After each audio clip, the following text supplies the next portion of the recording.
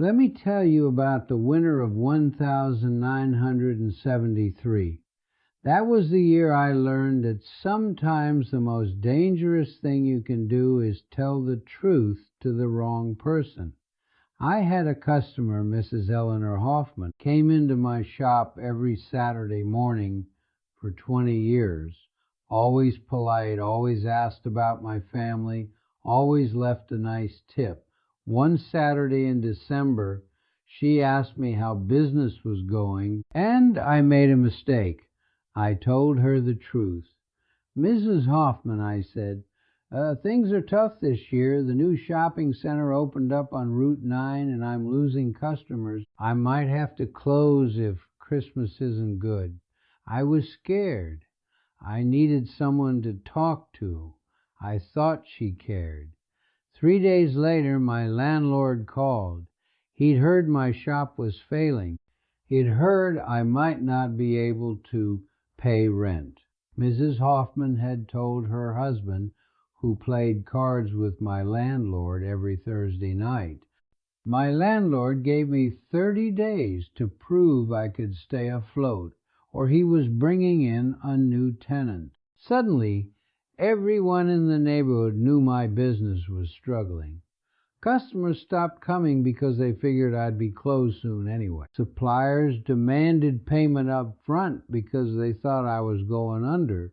And all of it, every single bit of it, started because I opened my mouth to someone I thought was a friend. I survived that winter, but barely. And I learned something that took me 6 decades to fully understand. There are certain things you should never tell anyone. Not because you're being dishonest, not because you're cold or distant, but because words, once spoken, belong to the world, and the world doesn't always handle them with care. My name is Sal Benedetto. I'm 106 years old, and today I want to share with you 7 things I wish someone had told me to keep to myself. 7 lessons that cost me more than I care to remember. The first thing you should never tell anyone: your insecurities. When I was a young man, maybe 25, 26 years old, I had a problem with my leg. Old injury from the war. It acted up sometimes, made me limp. I was self-conscious about it, worried people would think I was weak, think I couldn't do my job properly. There was another shopkeeper on my street, Anthony Russo, ran a butcher shop 2 doors down. We'd talk sometimes, share a coffee, complain about the city raising taxes. I thought we were friends. One day I mentioned the leg, told him how much it bothered me, how I worried customers noticed, how sometimes at the end of the day I could barely stand. Anthony listened, nodded, said all the right things. 6 months later, there was an opening, a contract to provide shoes for the fire department. Good money, steady work. I bid on it. So did Anthony's cousin, who just opened a shoe repair business across town. And somehow, during the decision process, someone mentioned that I had a bad leg, that I might not be reliable for a big contract, that I might not be able to keep up with the demands. I lost that contract, and I knew exactly where that information had come from. Here's what I learned. Your insecurities are not conversation topics. They're not things to bond over. They're not ways to show people you're human. Your insecurities are ammunition, and when you hand them to people, even people you think you trust, you're loading the gun they might one day point at you. I'm not saying you should never be vulnerable. Vulnerability has its place, but that place is with people who have earned it, people who've shown you over years, not months, that they can hold your secrets without using them. Your spouse might be that person. Maybe a sibling you've known your whole life. Maybe, if you're very lucky, one true friend. But your coworker, your neighbor, the person you see at church, they don't need to know what keeps you up at night. They don't need to know what you're afraid of. They don't need to know where you feel weak. So here's my advice. Keep your insecurities private. Work on them quietly. Fix them if you can. Accept them if you can't. But don't advertise them. Don't hand people the map to where you're vulnerable, because someone someday will use it, and you'll wish you'd kept your mouth shut. The second thing, you should never tell anyone your good deeds. There was a man in my neighborhood, Joseph Carlucci, good man, generous man. Every Christmas, he'd donate money to families that were struggling, paid for groceries, paid for heating oil, sometimes even paid people's rent. But Joseph couldn't do it quietly. He had to tell people, had to mention it at the barber shop, at the diner, at the bar after work. I helped the Moretti family this Christmas, he'd say. I paid Mrs. Chen's heating bill. He'd tell anyone who'd listen. At first, people thought it was wonderful. But after a while, something changed. People started to resent him. They'd say, "Oh, Joseph thinks he's better than everyone else." They'd say, "He only helps people so he can brag about it." They'd say, if he really cared, he wouldn't need everyone to know. And the families he helped, they resented him most of all, because now everyone in the neighborhood knew they needed help. Everyone knew they couldn't take care of themselves. Joseph turned acts of kindness into sources of shame, and he did it by talking. I learned something from watching Joseph.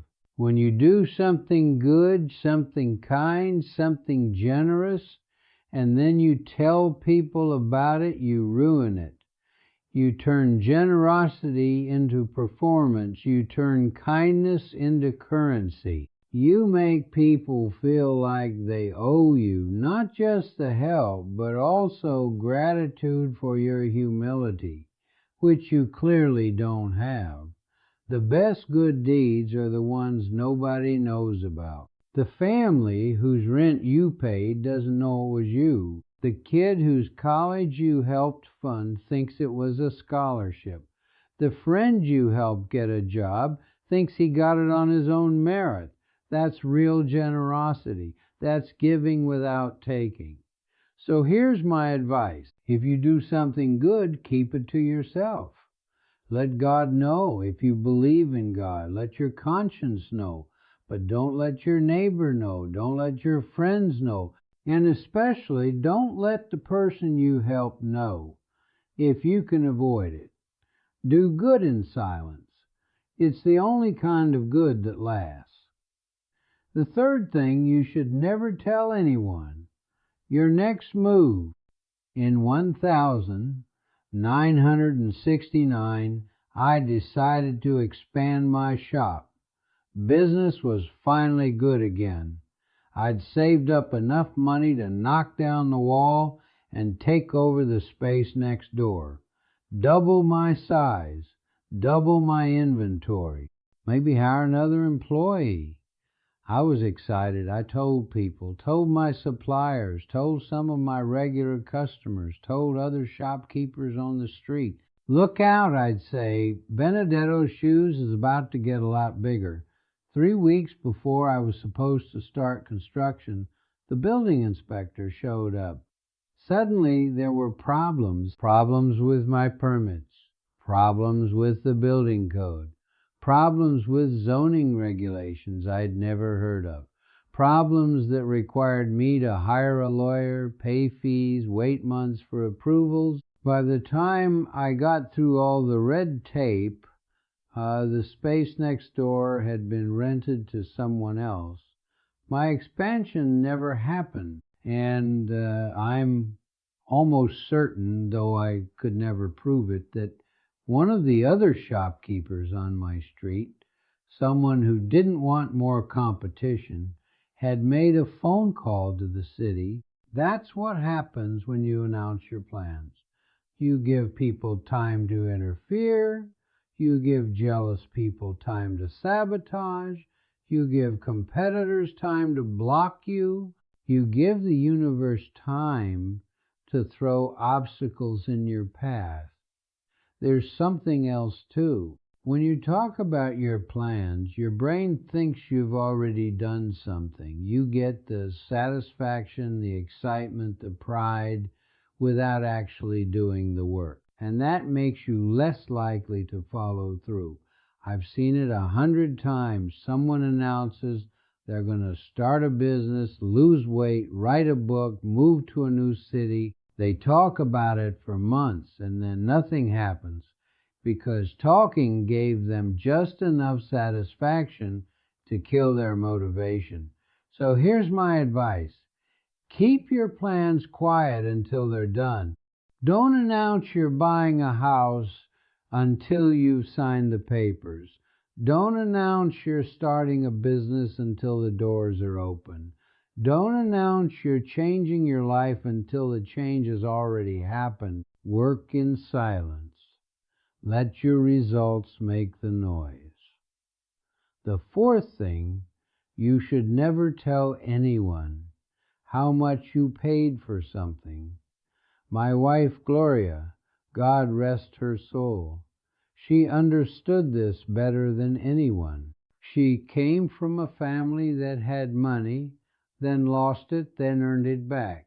She knew that talking about money in any direction was a mistake, but I had to learn it the hard way. In 1974, I bought a car, a Buick, beautiful car, navy blue. I got a good deal on it, really good. The dealer was a customer of mine, gave me a price well below market. And I was so proud of that deal, I told people.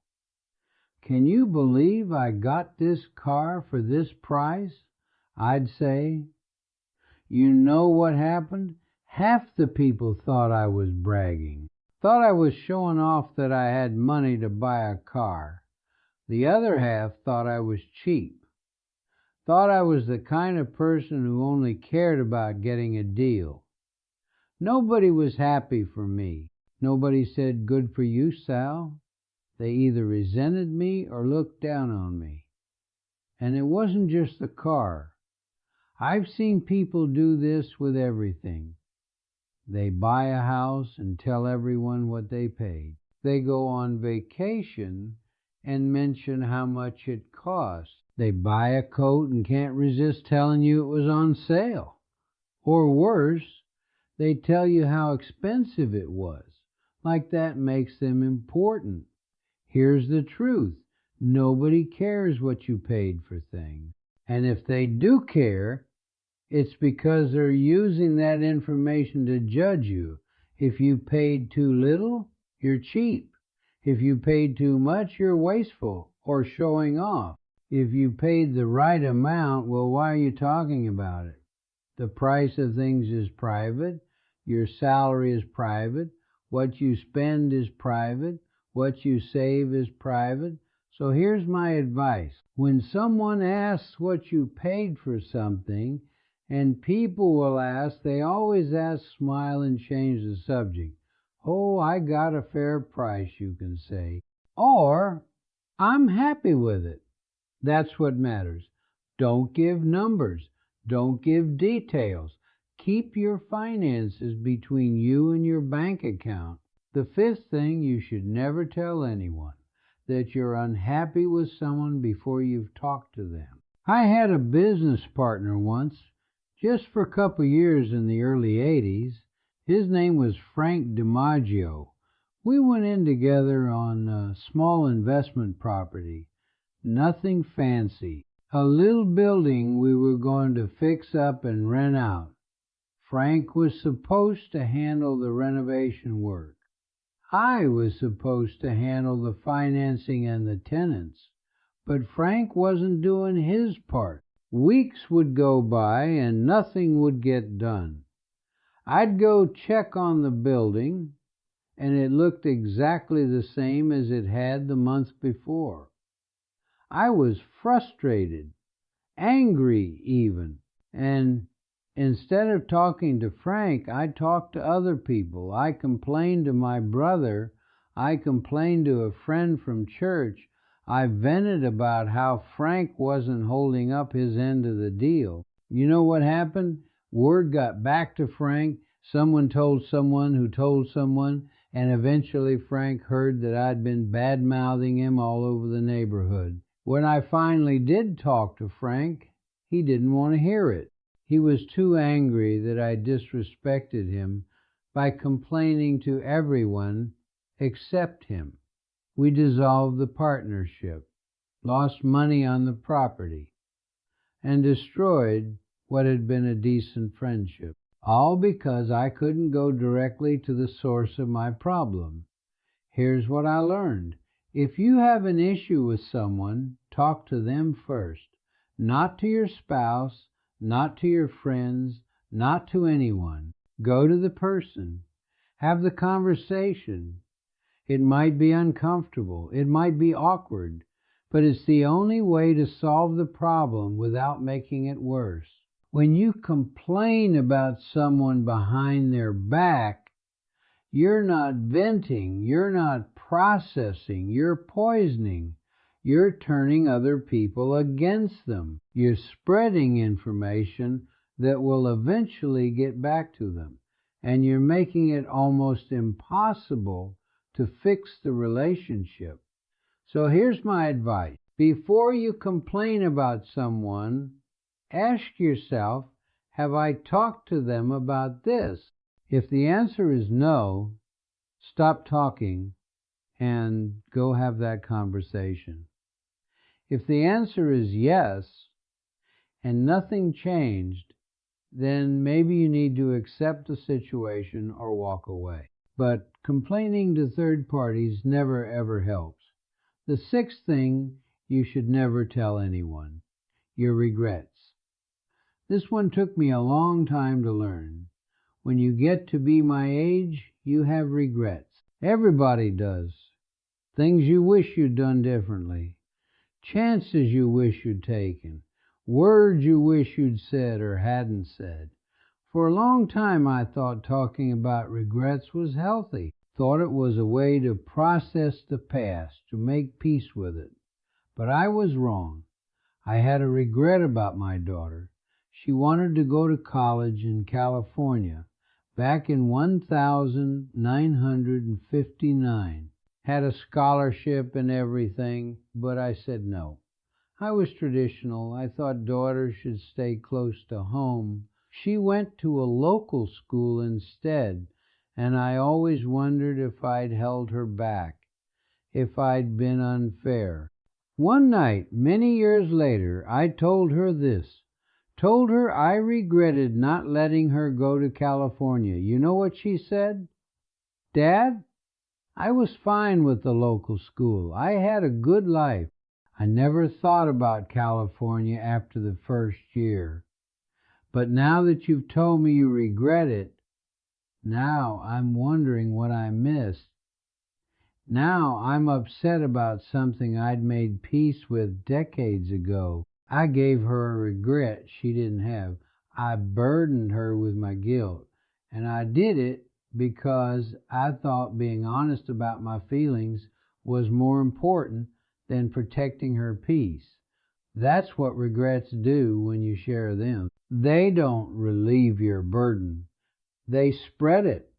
The person you share them with now carries your pain. They now question things they'd never questioned. They now doubt things they'd accepted. So here's my advice. Keep your regrets to yourself. Learn from them, grow from them, make different choices going forward. but don't hand them to other people like they're gifts. They're not. They're weights. And the people you love don't need to carry them. The seventh thing, you should never tell anyone that you're better off than you were.